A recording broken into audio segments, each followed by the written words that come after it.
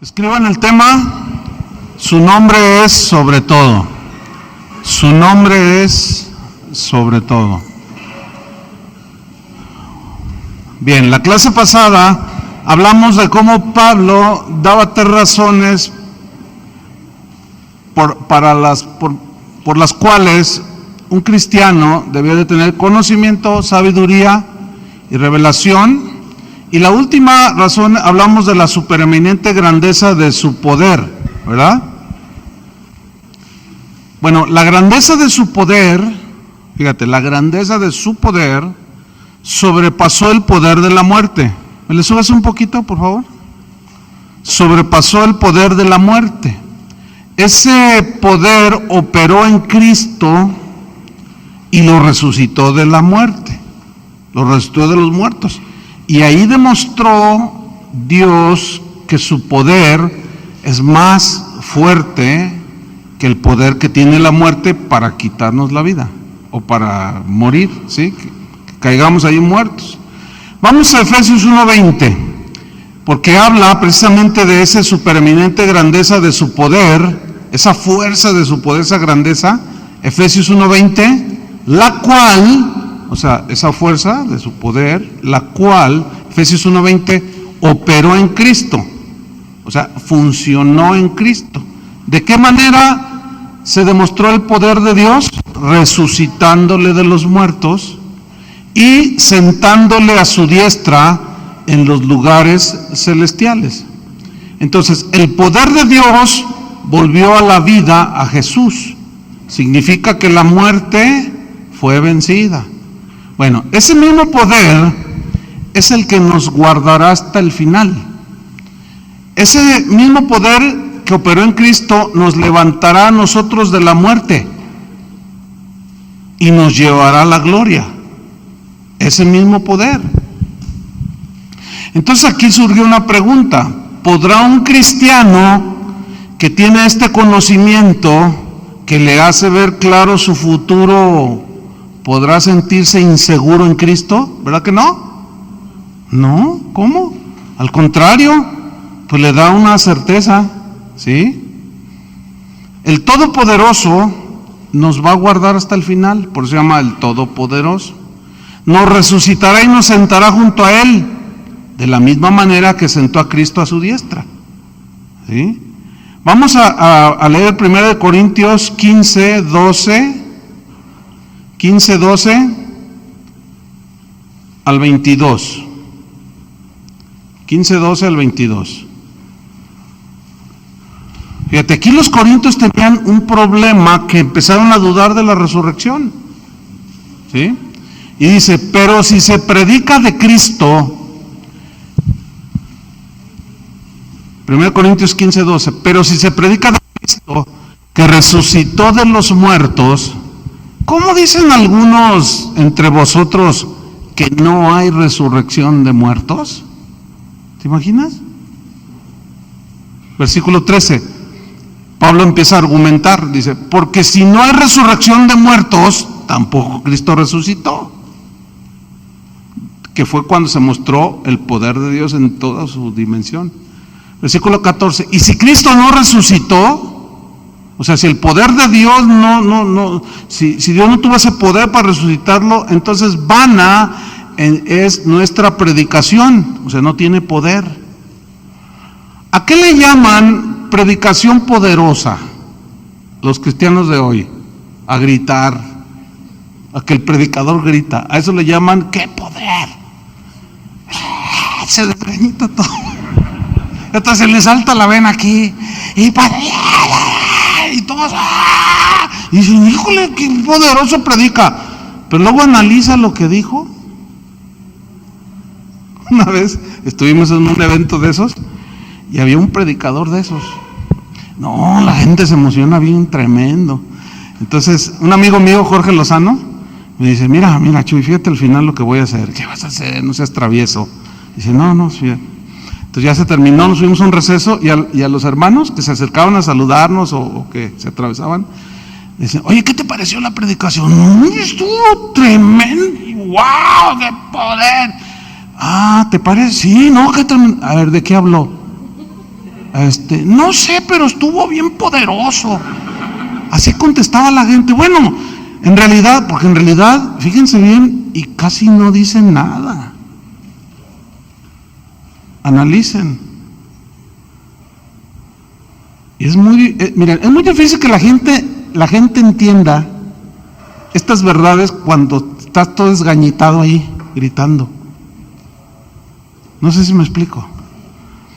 Ahora, hay un énfasis, hay predicadores que son bien poderosos, o sea, que son bien fogosos, como Apolos, que era muy ferviente. Ferviente quiere decir que hay fuego, pero decir las verdades del Evangelio, eso sí, aguas con esos predicadores, porque esos, y a través de toda la historia del cristianismo ha habido ese tipo de predicadores, o sea, predican con un fuego, pero predican el Evangelio. Imagínate el énfasis, pero predican las verdades. No, olvídate. Había uno de los reformadores llamado Juan Knox, los que ya tomaron historia de la iglesia recordarán. Ese hombre era un predicador de fuego, de esos así que hablaban, gritaban, sí, ciertamente, porque no había micrófono. Fue en 1500 y feria. Tenía que ser así, ¿no? Pero él predicaba las verdades del Evangelio. Y decía a la gente que le tenían miedo a las oraciones de Juan Knox y a la predicación de Juan Knox. ¿Por qué le tenían miedo? Porque era bien poderoso. Porque no solo tenía fuego, y yo me imagino que Pablo tenía ese fuego, sí, pero aparte predicaba el verdadero evangelio. Entonces, fíjate lo que dice Pablo en versículo 14. Y si Cristo no resucitó, vana es entonces nuestra predicación, o sea, fue una predicación sin poder. Vana es también vuestra fe, y somos hallados falsos testigos de Dios, porque hemos testificado de Dios que Él resucitó a Cristo, el cual no resucitó si en verdad los muertos no resucitan. Porque si los muertos no resucitan, tampoco Cristo resucitó. Y si Cristo no resucitó, vuestra fe es vana, aún estáis en vuestros pecados. ¿Ven cómo es medular la doctrina de la resurrección de Cristo? Y la única manera de haberse hecho realidad fue mediante el poder de Dios que lo levantó de los muertos. Por eso Pablo hablaba de predicar el poder de su resurrección, porque esa es una doctrina medular del cristianismo. Versículo 18, entonces también, sigue argumentando para los que negaban esto, entonces también los que durmieron o murieron en Cristo perecieron.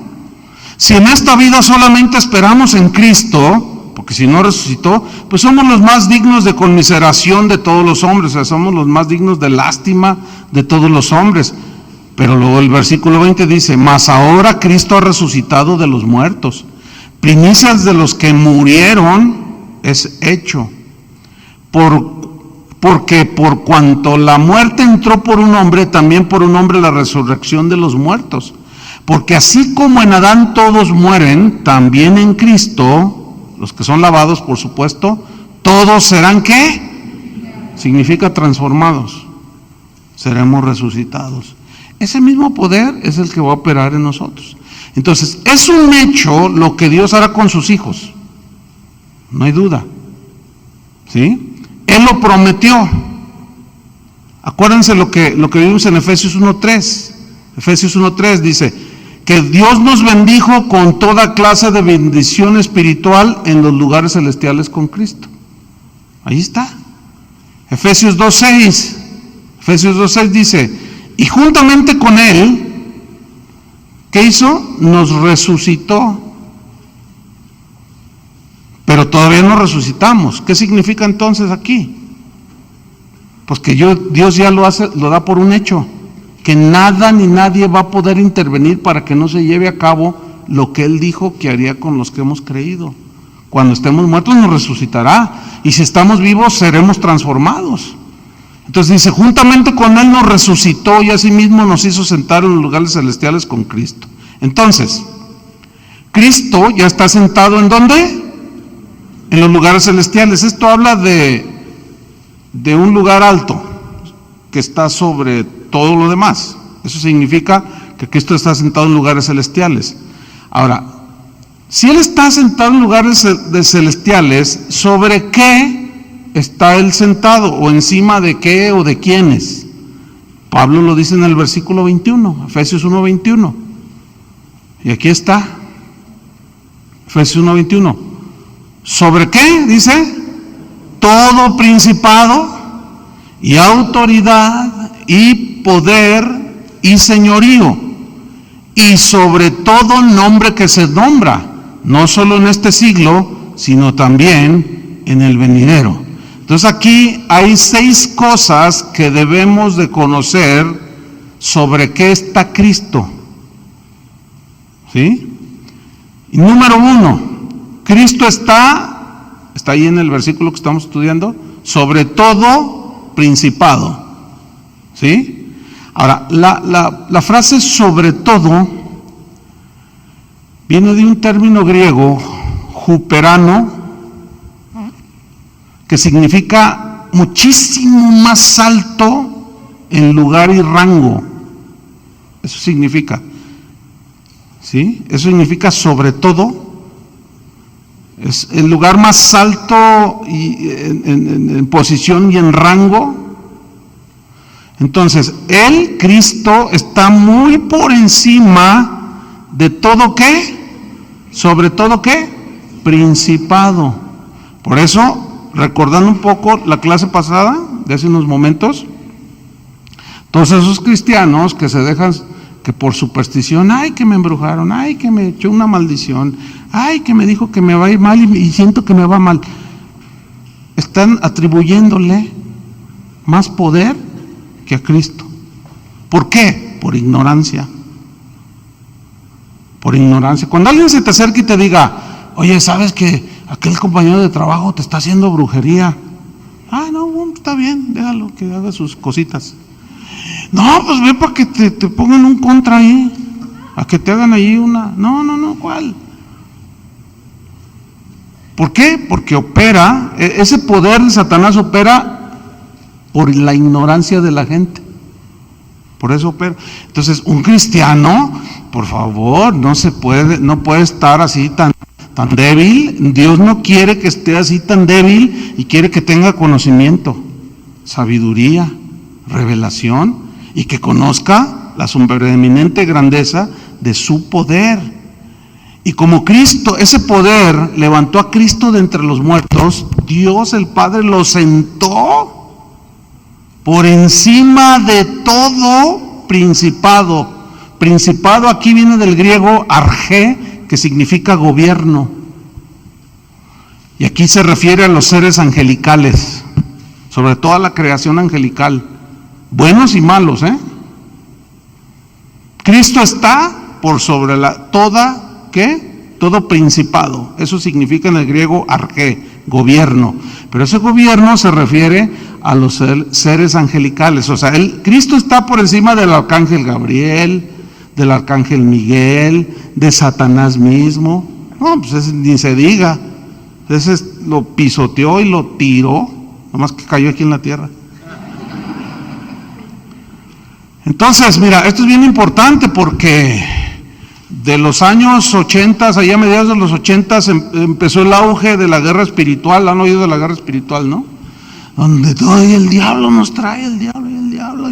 Y no, hombre, o sea, se daban conferencias de cartografía, o sea, de cómo en tal meridiano, quién sabe qué, están los demonios de quién sabe qué. Y entonces, no, o sea, hay que tumbarlos, hay que hacerles guerra. Mira, en primer lugar ya están vencidos, ¿sí o no? Cristo los venció, ¿dónde? En la cruz. ¿Cómo pelearte con un enemigo que está vencido? A ver, ¿cómo está eso? Yo no entiendo eso. ¿Quién se pelea con un enemigo que está vencido? Nadie que sabe que está vencido. Pero parece como que muchos cristianos no saben que ya está vencido. Y que si Cristo está sentado a la diestra del Padre, está en lugares celestiales, ¿qué dice Efesios 1:3? ¿Dónde estamos sentados, hermanos? Por favor. ¿Dónde estamos sentados? A ver, ¿alguien me dice? Junto con Cristo. Y Él ya nos bendijo en los lugares celestiales en Cristo. Satanás no puede hacer nada si Dios no le da permiso. Y es una ignorancia total aquellos que afirman que hay que hacer guerra para que el diablo no le quite la vida. El diablo no tiene ese poder, por el amor de Dios. El único que tiene poder para darle y quitarle es Dios. Yo les comenté de un cantante muy famoso, creo que esto fue el año pasado, en un concierto, y por ahí está en Tuyú. Resulta que él estaba en un concierto y a la mitad del concierto ya ven que tiran su rollito, ¿no? Los concertistas. Entonces dice: hermanos, yo quiero decirles algo que quiero que sepan.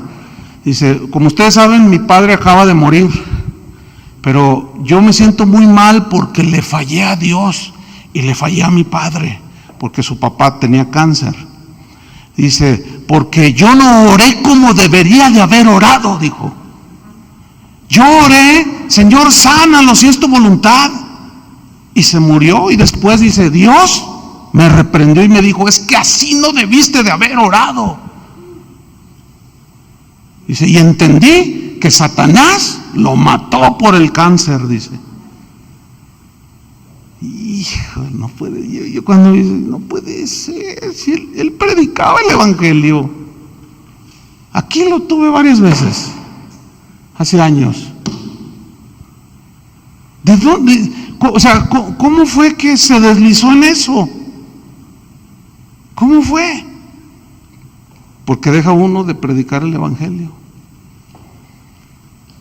No, pues entonces, ¿qué produce eso en la gente?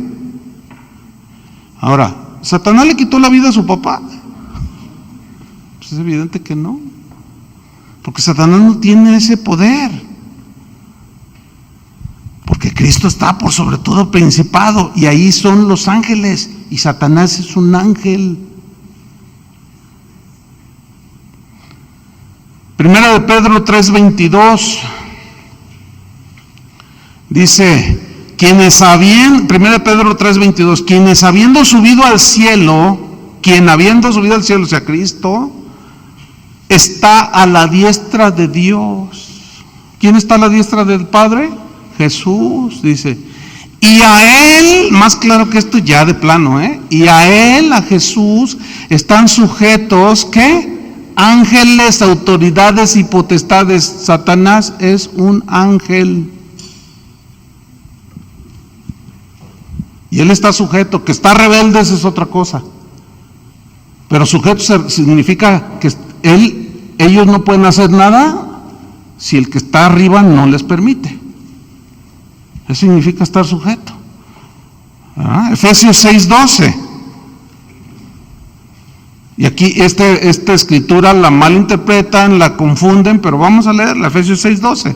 Porque no tenemos lucha contra sangre y carne, si es cierto.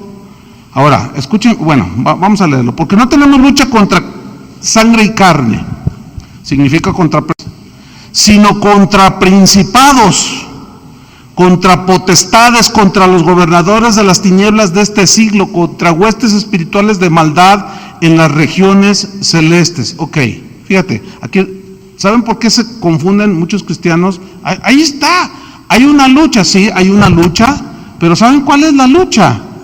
De argumentos. La verdadera guerra espiritual es de argumentos. ¿Sí? Por eso Pablo dice: llevando cautivo todo pensamiento a la obediencia de Cristo.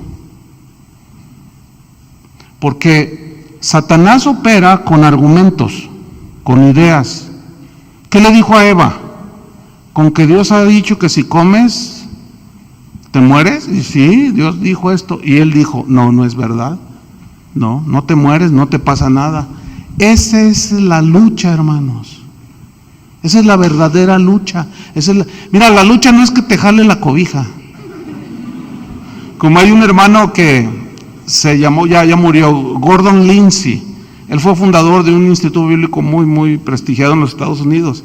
Y él cuenta una experiencia cuando él descubrió todo esto, que lo compartía y lo predicaba. Dice que en una ocasión él estaba dormido, ya era un hombre grande, estaba dormido y dice que de pronto sintió algo que lo hizo despertar, pero él estaba del ladito así. Entonces dice que cuando abrió los ojos, dice que veía como un reflector, así, en una esquina de su cuarto, mucha luz pues. Entonces dice, Señor, este es un ángel tuyo, porque él percibió que había un ángel ahí. Dijo, ¿este es un ángel tuyo o es el otro ángel? Y dijo él que el Señor le dijo, pues míralo. Entonces dice que él se inclinó así y se sentó y lo ve. ¿Y saben cuál fue su reacción? ¡Ah, eres tú, Satanás! Y se volvió a dormir. Esa es una historia real, Dice, ¡ah, eres tú, Satanás! Y se volvió a dormir. Y dice, ¿saben cómo me di cuenta que era Satanás? Bueno, así lo vio él. Estaba totalmente pelón. Y tenía ojos rojos y se me miraban con un odio. Y ese no es un ángel de Dios. Lo ignoró. Una hermana que cuando nosotros la conocimos, era una anciana como de 85 años. No, qué mujer de Dios. Ella ya murió. Se llamaba Bailey, la hermana Bailey, le decían así. Era una viejita, ay, si lo hubieran conocido. Era llena de Dios, era llena del Espíritu Santo. Ella era americana. Ella tenía su pelo largo, totalmente blanco, parecía una nube, su pelo. Pero era tan llena del Espíritu Santo. Y ella nos contó que cuando murió su esposo, ella era una mujer que conocía las Escrituras. Pero fíjate cómo opera esto, el engaño de Satanás. Dice que cuando murió su esposo, pues ella tenía mucha paz, un hombre de Dios también, lo sepultamos. Cuando regresamos del panteón, dice que ella se metió a su cuarto y sus hijos le dijeron, queremos estar, no, déjenme sola, yo quiero estar sola con el Señor. Entonces dice ella, contó que estaba sentada en su casa, había un pasillo, estaba como una sala y tenía un sillón donde ella podía ver el fondo del pasillo. Entonces que estaba alabando al Señor porque ella tocaba el acordeón, pero esa vez estaba ella cantando, adorando al Señor. Y eso pasó 1 hora después de que regresó del panteón. Entonces dice que de pronto, en el fondo, dice, ¿qué creen? Vi a mi esposo. Y de pronto, y lo vi, que me extendía las manos y me decía, ven, fíjate qué grueso. Entonces dice, en ese momento, pues las emociones se cruzan, se murió y en lo que reacciona la mente, dice, yo empecé a caminar hacia él, pero no pasaron 5 segundos.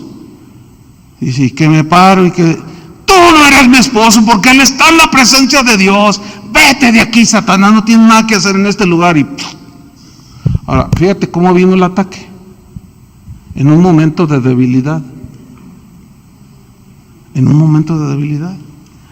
Pero si ella no hubiera conocido el poder de Dios, si no hubiera conocido a Cristo, si no tuviera conocimiento, yo hablé con él. Y al rato ya empieza a contar en las iglesias. Y luego la gente, los que dicen, oiga, pastor, escuché una predicación allí que habló con su esposa que se había muerto, con su hijo, y que le dijo, no te preocupes, papá, acá estoy con el Señor. Y todas las noches habla con él. Entonces yo puedo hablar con mi abuelita. Y tú dices, ¿qué estás preguntando? ¿De dónde sacaste eso? Y te das cuenta de cómo el engaño entra. Entonces la verdadera lucha espiritual, hermano, es de ideas, de pensamientos, de argumentos, de engaños, de mentiras. Esa es la verdadera lucha espiritual. Porque, a ver, ¿en qué otra manera se lucha? O sea, ¿cómo? A ver, el diablo se te parece, ¿qué? Y sacas la espada y empiezas. ¿O cómo? O sacas la resortera, o sacas la pistola, o lo agarras a bibliazos al diablo. ¿Cómo es la lucha? La lucha siempre fue, Satanás se disfraza como ángel de luz, y sus apóstoles son apóstoles de Satanás. ¿Y qué enseñaban? Puras mentiras acerca de Cristo. Torcían la Biblia. La verdadera lucha es de ideas, de argumentos. Esa es la verdadera lucha. Y a eso se refiere Pablo cuando dice: no tenemos lucha contra sangre ni carne, sino contra principados, potestades. Por eso Pablo quería que entendiéramos, que tuviéramos conocimiento, que se nos está revelando, y sabiduría y revelación, para no ser engañados.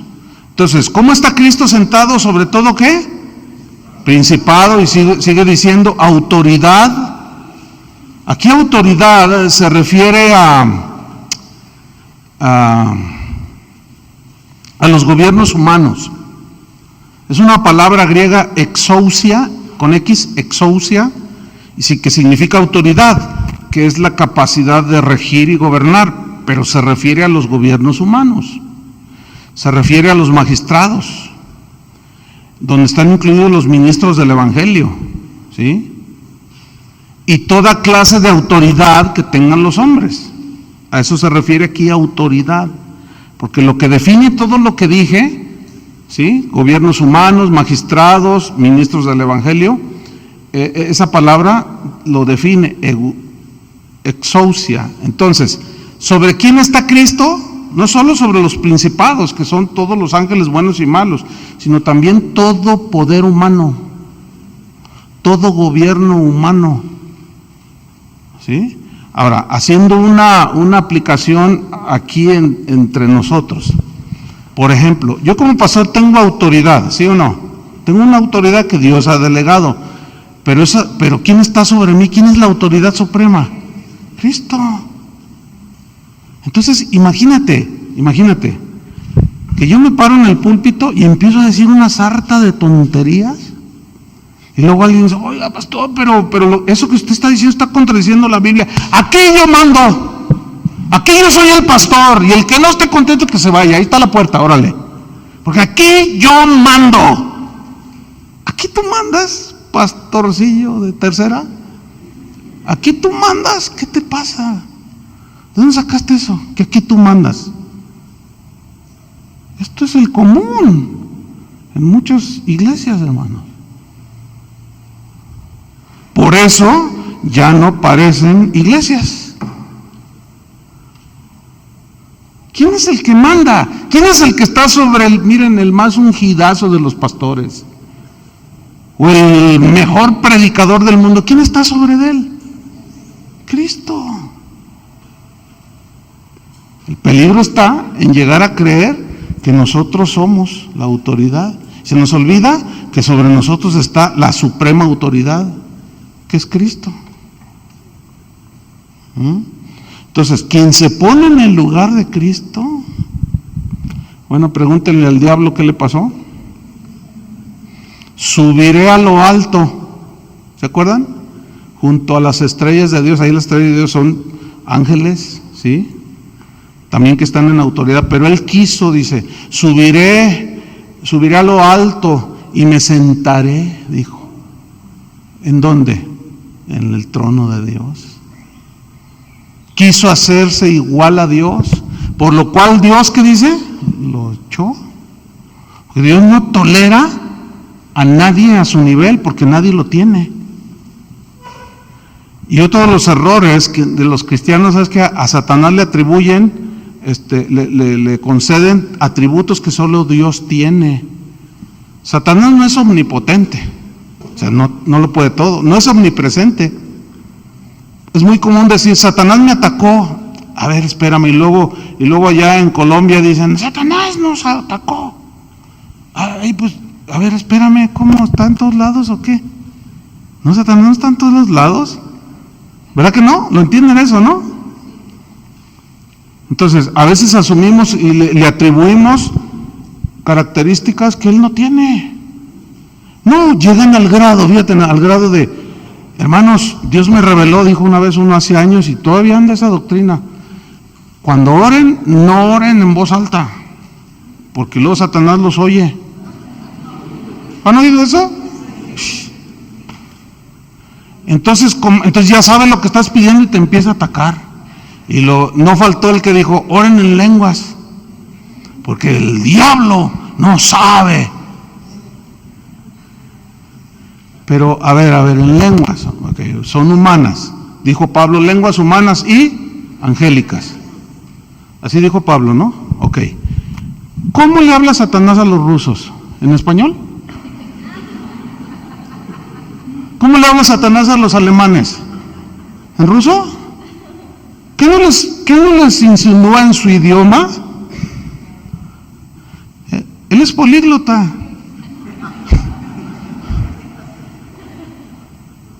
No, bueno, idioma celestial. ¿Que no es un ángel?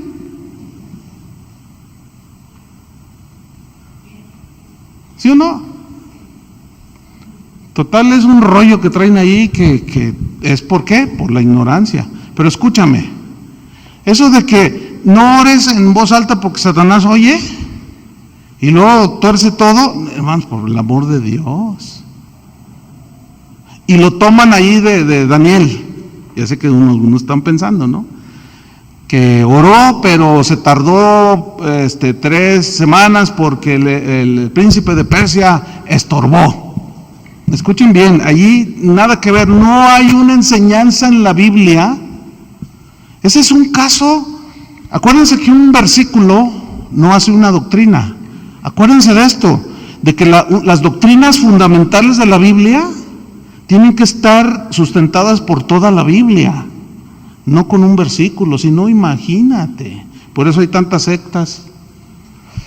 Entonces, ¿sobre quién está Cristo? Sobre todo, ¿qué?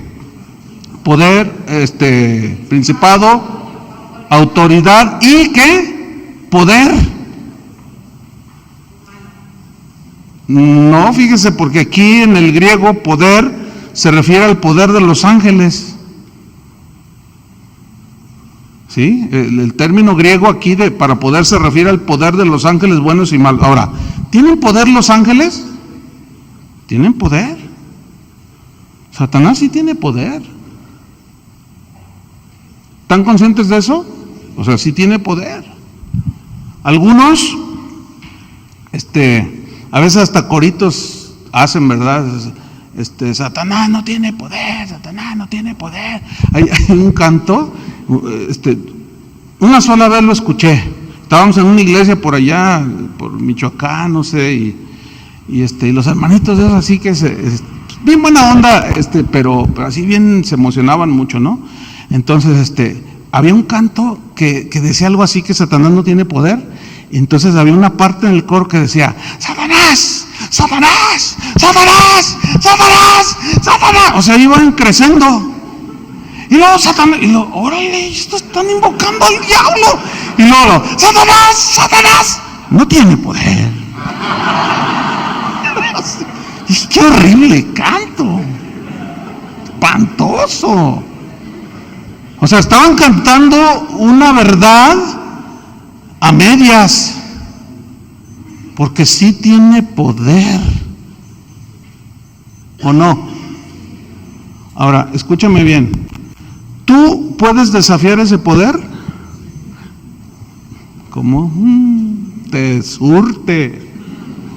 Ese es el gran error de muchos, que se ponen a desafiar al diablo. ¿Saben que Satanás es más poderoso que el ser humano?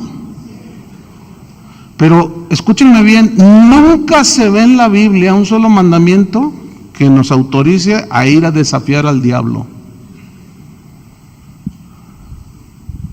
Al contrario, ¿se acuerdan? ¿Se acuerdan de Pablo cuando dice que llegó ahí a predicar y una muchacha que tenía un espíritu de adivinación, que decía, estos son siervos del Altísimo y vienen anunciándose el Evangelio? Y dice que pasaron muchos días hasta que se enfadó Pablo y le echó fuera el demonio de adivinación. ¿Qué significa eso? Que ellos no iban a buscar a los demonios. Pues Pablo sabía que andaban allí y estaban perturbando, pero él no le hacía caso, lo ignoraba. Es más, les voy a decir una cosa, lean el libro de los Hechos y los demonios no aparecen más de 3 veces. ¿Y por qué en el Evangelio a cada rato se encontraba Jesús con endemoniados? O sea, esto no significa que no hay operación demoníaca, sí la hay, pero el énfasis, hermanos, que la Biblia nos da no es que nosotros le demos de énfasis a lo demoníaco, sino al Evangelio. Ese es el énfasis de la Biblia. Y ese ha sido el gran error auspiciado y motivado por Satanás, de que se le dé un lugar que no le pertenece. ¿La alabanza qué es? Exaltar los atributos de Dios. Entonces, ¿dónde queda ese canto de Satanás, Satanás? O sea, están cantando que Satanás no tiene poder.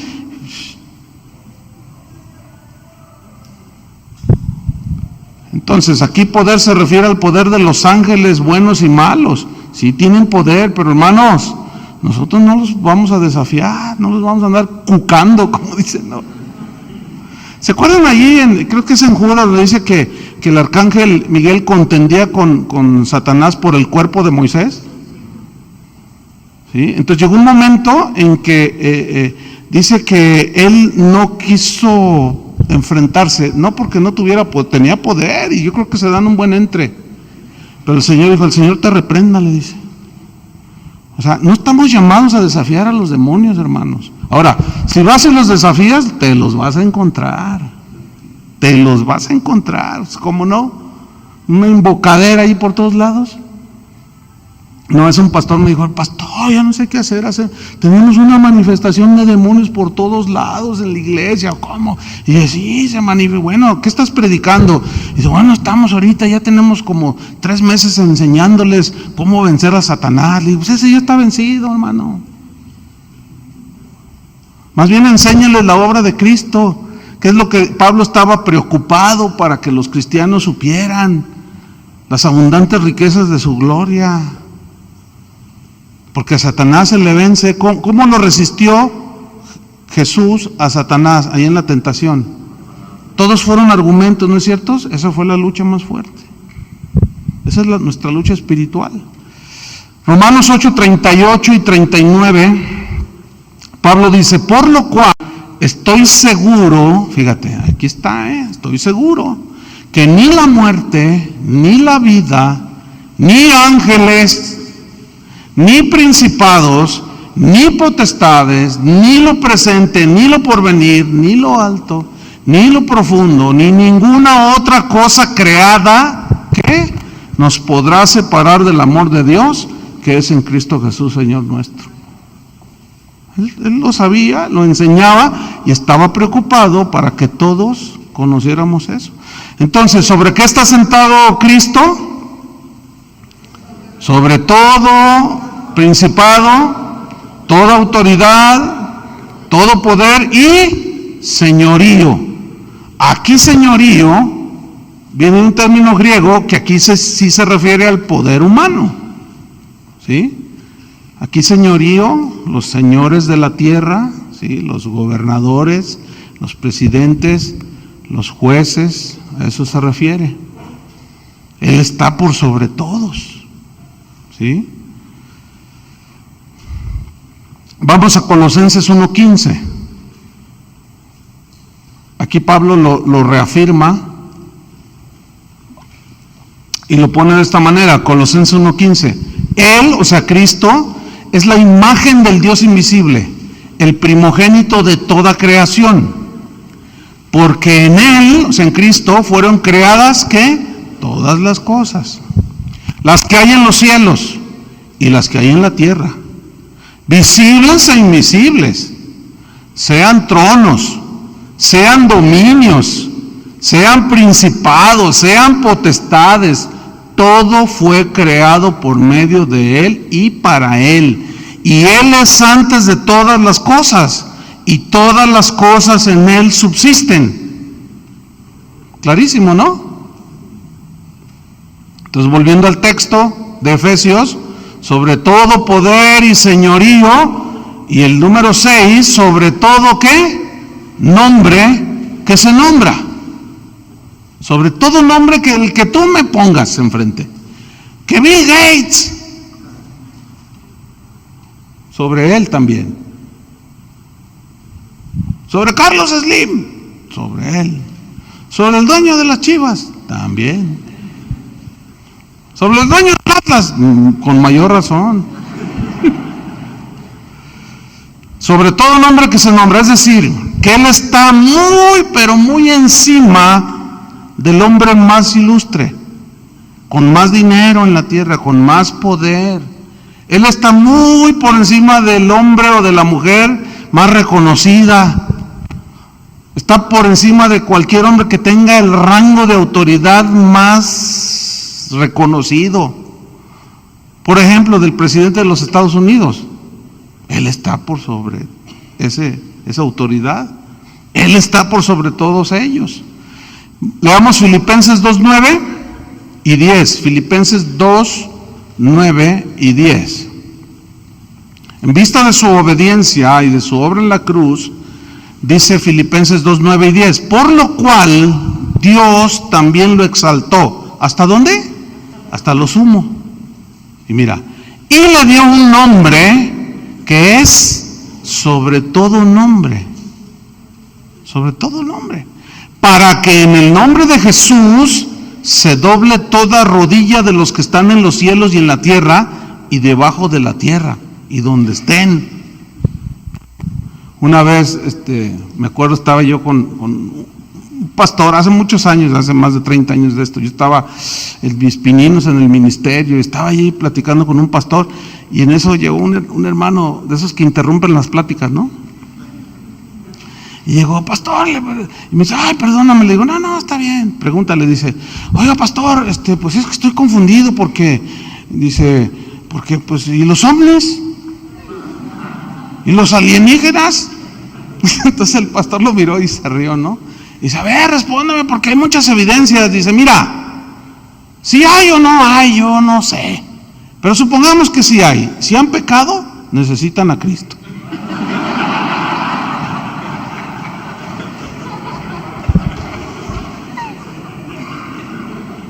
Y yo vi al pastor y dije, eso es sabiduría.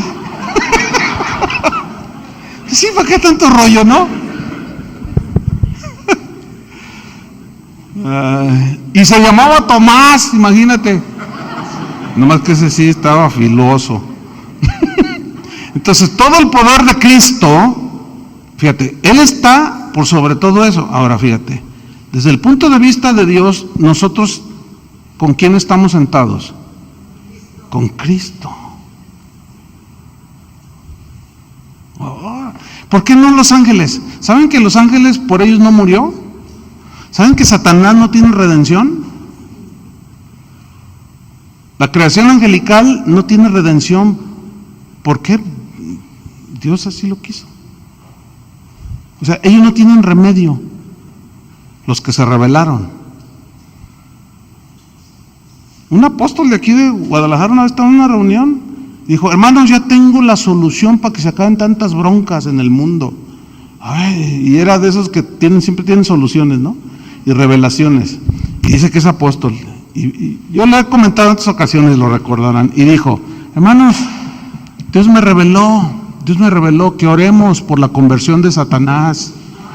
Yo dije, este tipo está bromeando, nada más que en ese tiempo todavía no se revelaba como el apóstol de apóstoles. Todavía se la llevaba tranquila, pero ya empezaba a soltar sus herejías, ¿entiende? Y soltó esa. Y dijo, Dios me reveló, hermanos, ya Dios me reveló que nos unamos en oración para que Satanás se convierta, porque si se convierte, pues se acabó todo, dice. Entonces me acuerdo que se para un pastor y le dice, oye, no, deja de esas aberraciones. No, ¿por qué? La Biblia dice que al que cree todo le es posible. Unámonos en oración. Y como dice la Biblia, donde están los tres congregados, pónganse de acuerdo, nos ponemos de acuerdo, oramos que Satanás se convierte y ya se acabó la lucha, hermanos. O sea que te lo vas a hacer, compadre. Este apóstol,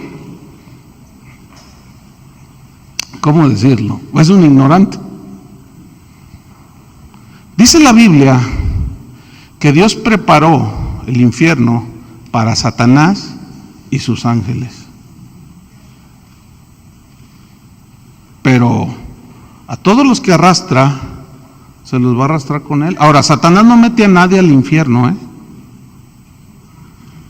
Él es huésped del infierno. ¿Cómo está eso? Y muchos pintan al diablo como sentado en su trono ahí en el infierno y las llamas así. No, hombre, pues el infierno es de tormento. Y un montón de rollos que inventan. Y ustedes saben, le pusieron trinche, lo pintaron de rojo y una cola puntiaguda. Nada que ver. Satanás es el ángel más hermoso que hay. Una vez dije esto y lo está exaltando. Ay, a veces, mira, me siento como Kiko, me desesperan. No, es que es increíble la de cosas que la gente saca. ¿Cómo que es el más feo? Ay, hermana, porque era una señora, hermana, que no ve allí. ¿Cómo estaba tus vestiduras? ¿Cómo eran sus vestiduras? Tenían instrumentos musicales, tenían piedras preciosas, por eso caen a veces, nomás sacude y se le caen 2 o 3 piedritas. Ay, no, hermanos, miren. Entonces, vamos sobre el final. Todo el poder de Cristo está a nuestro favor. ¿Por qué? Porque Cristo jamás será vencido. Amén. No puede ser desbancado. No le pueden dar golpe de estado ahí arriba. Cuando se lo quiso dar Satanás a Dios, lo tumbó. No puede ser tomado por sorpresa. Porque Él está muy por encima de todo poder humano y angelical. Vamos a ver rápidamente la derrota final de Satanás. Porque está derrotado, pero pero anda suelto. Pero ya está derrotado. ¿Me explico? Apocalipsis 20:10. La derrota final de Satanás. Dice, y el diablo que los engañaba fue lanzado en el lago de fuego y azufre, donde estaban la bestia y el falso profeta, y serán, ¿qué? Atormentados día y noche por los siglos de los siglos. Entonces nos vamos rápido sobre el final, porque todo esto tiene vigencia hasta el día de hoy, lo que estamos viendo, sobre todo nombre que se nombra. ¿Y qué termina el versículo 21? No solo en este siglo, dice, no solo en este siglo, sino también en el venidero. Aquí la palabra siglo viene del griego aion, A-I-O-N, aion, que significa duración indefinida. Significa sin principios y sin fin. Eso significa siglo, o sea, de que el poder de Dios, así es, sin principio ni fin. Habla de una supremacía total, pero eterna, ¿sí? Y terminamos leyendo Efesios 1:22. Dice, y sometió todas las cosas bajo sus pies. Y lo dio, o sea, a Cristo, lo dio ¿por qué? Por cabeza sobre todas las cosas a la iglesia. ¿Quién es la autoridad suprema de la iglesia? ¿El pastor? Es Cristo, hermanos. Entonces, hay de aquel pastor, apóstol o profeta que menosprecie la autoridad de Cristo. Y hay de aquel que se atreva a torcer el evangelio. Porque se está metiendo en unas broncas que para qué les cuento. Versículo 23, la cual es su cuerpo, o sea, la iglesia, la cual es su cuerpo, la plenitud de aquel que todo lo llena en todo. Entonces, Él llena de plenitud a sus hijos, pero quiere que sepamos qué es lo que tiene para nosotros. Nos llena de plenitud, no necesitamos más que Cristo, ¿sí o no? Nos basta Cristo, Cristo es suficiente. Nos llena de su plenitud con su eterno poder, su autoridad es suprema, su nombre es sobre todo nombre, y nosotros estamos del lado del vencedor. Por eso dice que todas estas cosas, decía Pablo, somos ¿qué? Más que vencedores. Entonces, ¿dónde está el no tengo nada, tengo miedo? Bueno, todo eso sucede, y era por lo que Pablo estaba preocupado, para que los cristianos tuvieran conocimiento, sabiduría y revelación. Oremos. Te damos las gracias, Señor, por tu preciosa palabra, que nos es mostrada, revelada, a través de escudriñar las Escrituras. Te damos gracias, Señor, por las riquezas maravillosas que tenemos en Cristo. Pero tú no quieres que estemos ignorantes, sino que sepamos lo que nos has concedido. Que nuestra herencia es inmarchitable, no se marchita, no se contamina, no envejece. Pero necesitamos, Señor, ese conocimiento para que sepamos que tu nombre es sobre todo nombre y tu autoridad es sobre todo. Te damos gracias, Señor, porque tú nos rescataste y nos sentaste junto con Cristo en los lugares celestiales.